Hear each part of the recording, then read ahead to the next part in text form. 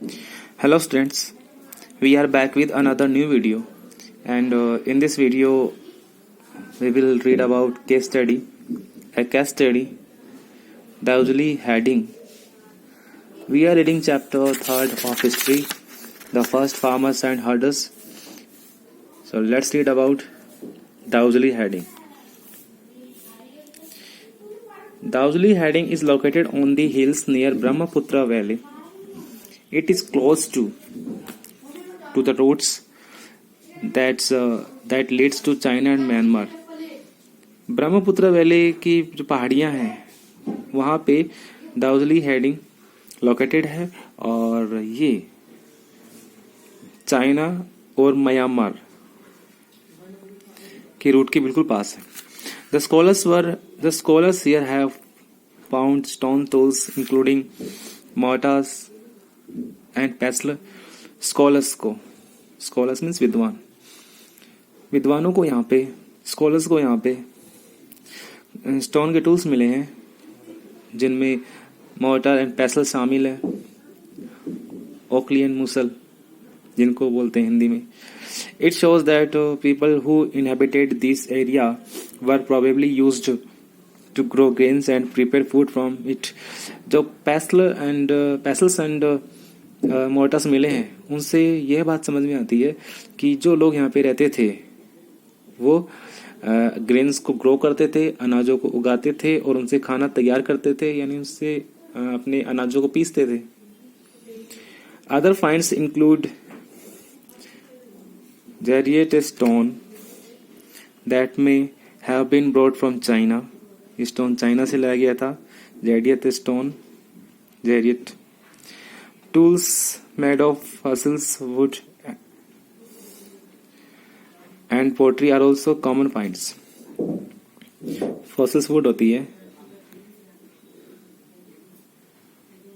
जो कि काफी हार्ड स्टोन होता था, उसके भी टूल्स मिले हैं. The chalcolithic age.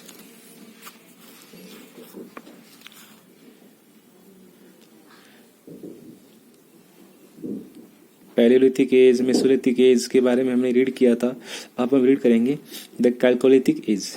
Around 6000 years ago human started using copper का इस्तेमाल करना शुरू कर दिया था लगभग 6000 साल पहले इंसानों ने.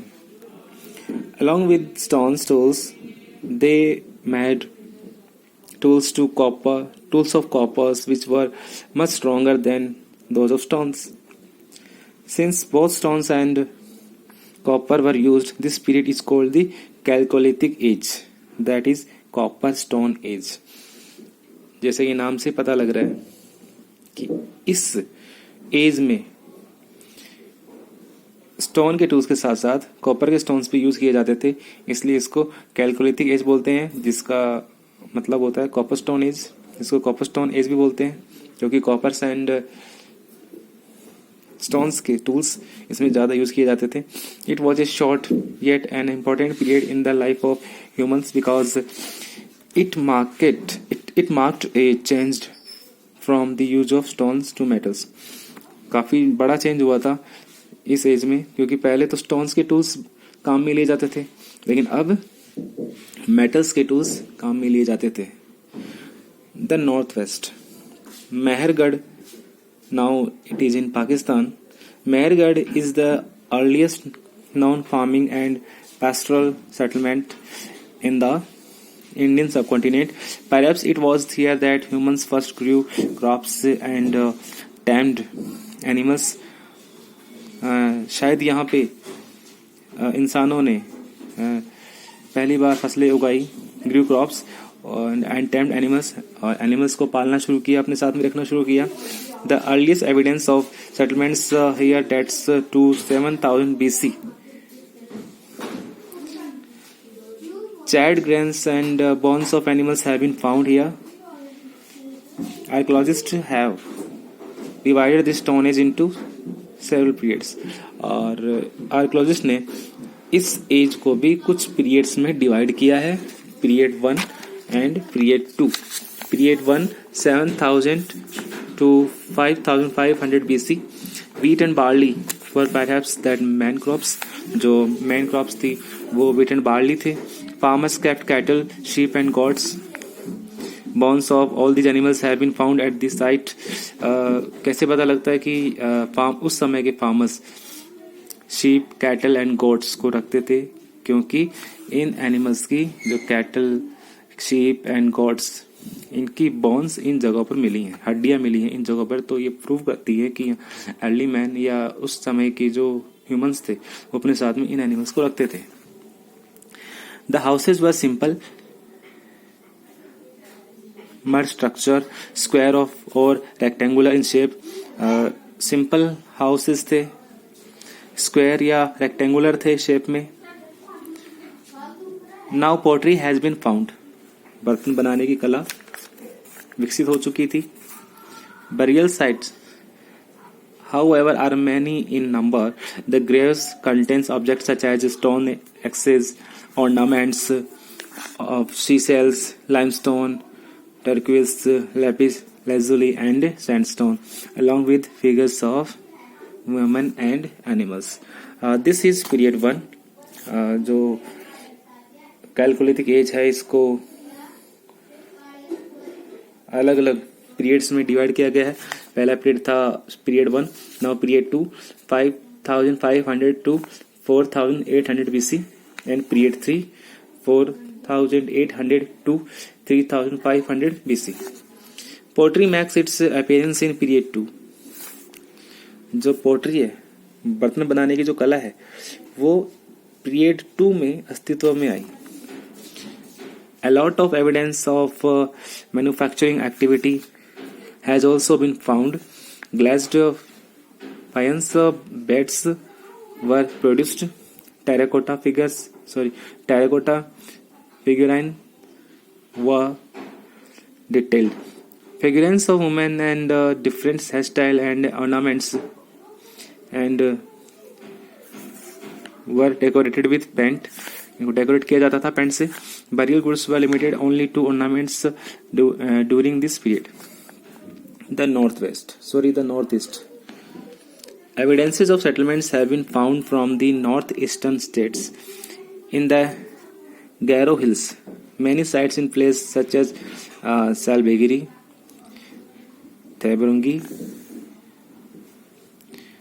Trebungri, Mismagiri and Rongram Alagiri have yielded materials remains of the stone age. ये जो जिन साइट्स के नाम बताए गए हैं यहाँ पे, जो उस समय के जो मटेरियल्स थे वो मिले हैं. In Manipur stone and bone tools have been found. A stone axe dating back to this period have been found in Mizoram.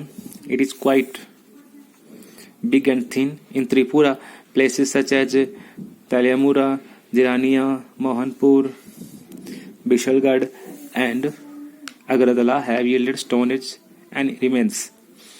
Here, instead of stone, fossil wood, which is locally available, was used to make tools. So इन जगहों पर जो sites के नाम दिए गए हैं यहाँ पर स्टोन, फॉसिल्स वुड, इनके टूल्स बनाए जाते थे और ये सभी यहाँ पे लोकल ही मिल जाते थे. The Ojli heading is an important Neolithic site in Assam. Extensive digging at this site has yielded polished stone tools, ceramics and kitchen items such as corn grinders, pestles and mortars. ये सब चीज़ें यहाँ मिली हैं. Stone tools की बनी हुई चीज़ें थी. किचन आइटम्स मिले जैसे कि ग्राइंडर्स जिनको पीसने में काम में लिया जाता था, और pastel and मोर्टार्स.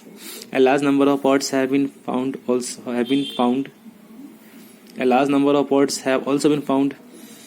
All these finds suggest that people here were growing and storing grains and preparing food.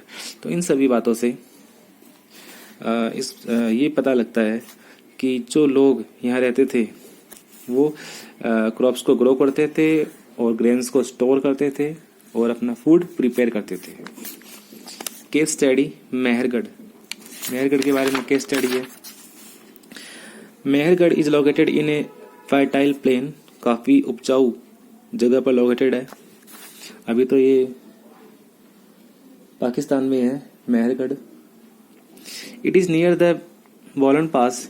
It is one of the most important routes into Iran. It is one of the earliest villages that we know about. It is probably one of the first place where people learn to grow wheat and barley. इसको हम ये भी कह सकते हैं कि ये पहला ऐसा जगह था, पहली ऐसी जगह थी जहाँ पे लोगों ने wheat and barley को उगाना सीखा, ग्रो करना सीखा. Here they also learn to rear goats and sheep for the first time in this area. और उन्होंने इस एरिया में, इस साइट्स पर goats and sheep को पालना भी शुरू किया. Excavation at the earliest levels of the site by archaeologists reveal evidence of many kinds of animal bones. Excavation means खुदाई, किसी जगह की खुदाई करने को बोलते हैं एक्सकेवेशन. तो यहाँ पे एक्सकेवेशन में एनिमल्स की बोन्स मिली हैं. This includes the bones of wild animals like deer and pig.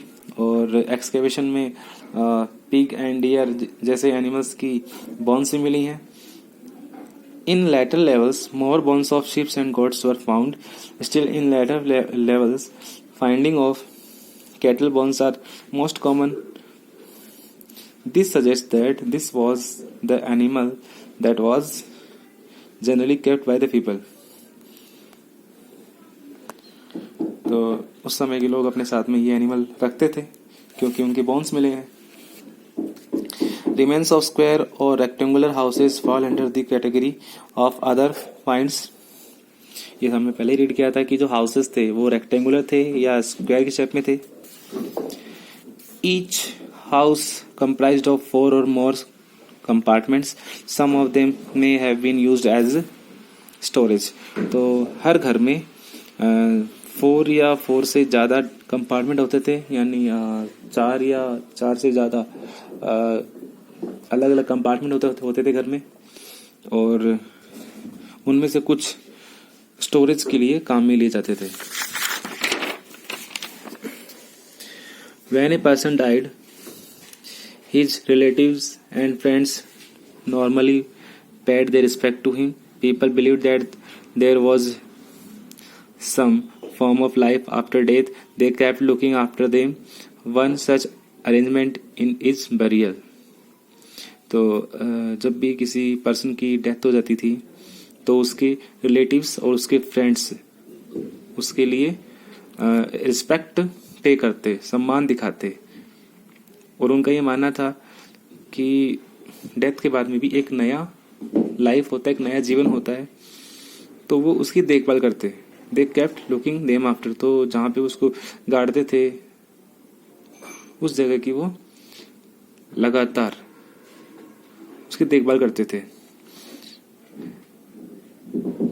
There are several burial sites that have been found at Mehergarh. Evidence reveal that in one instance goats were buried along with the dead person. Probably this was meant to serve as food in the next world. Evidences मिले हैं, evidences means सबूत मिले हैं कि एक ऐसी burial site मिली है, यानी गाड़े हुए इंसान की जगह मिली है जहाँ पे उसके साथ में एक गोट की बोन्स मिली है, बकरी की जो हड्डियां मिली हैं. इसका मतलब क्या हुआ कि उस समय के लोग ये मानते थे कि जिस इंसान की डेथ हुई है उसके साथ में उसका खाने के लिए गोट को भी बरी कर दिया, गोट को भी गाड़ दिया, क्योंकि उसको अगले जीवन में खाने की जरूरत होगी, ऐसा वो मानते थे. Case study Catal Huyuk. Catal Huyuk is one of the most famous neolithic site in Turkey. Turkey में है ये साइट. Things like flint, cowries and shells have been found at the site which may have been used in settlements. These were probably brought from great distance like Syria, Red Sea and Mediterranean Sea.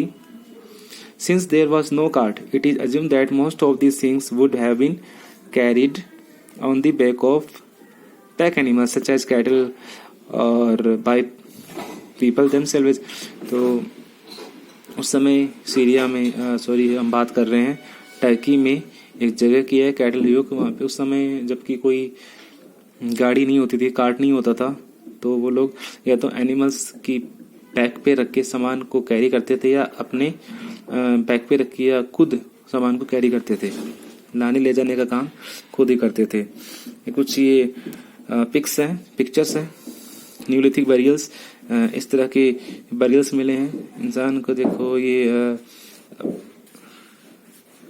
Bones मिली हैं उस समय के जो humans थे उनकी, साथ में उनके साथ में क्या क्या चीजें बरी की जाती थी, गाड़ी जाती थी, वो भी एविडेंस मिले हैं।